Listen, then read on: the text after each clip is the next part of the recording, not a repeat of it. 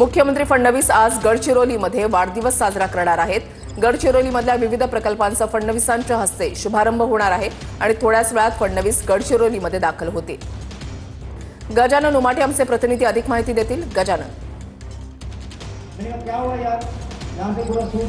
नक्कीच मुख्यमंत्री देवेंद्र फडणवीस यांचा आज वाढदिवस आहे आणि आपल्या जन्मदिनी फडणवीस आज गडचिरोली दौऱ्यावर आहे। थोड्याच वेळात देवेंद्र फडणवीस या ठिकाणी कोणसरी इथे येणार आहे। कोणसरीमध्ये विदर्भातला पहिला एकात्मिक स्टील प्लांटच्या पायाभरणीचा कार्यक्रम या ठिकाणी होत आहे आणि त्यासाठी आपण बघू शकतो भव्य तयारी झालेली आहे।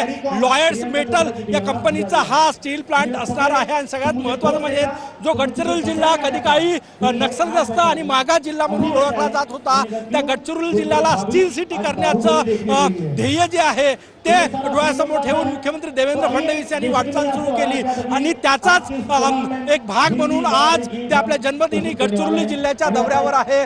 या ठिकाणी स्टील प्लांटच्या पायाभरणी करणार आहे। त्यासोबत हेड्री इथे एक प्लांट तयार झालेला आहे, त्याचं लोकार्पण सुद्धा होणार आहे। आजचा दिवस अत्यंत महत्त्वाचा आहे।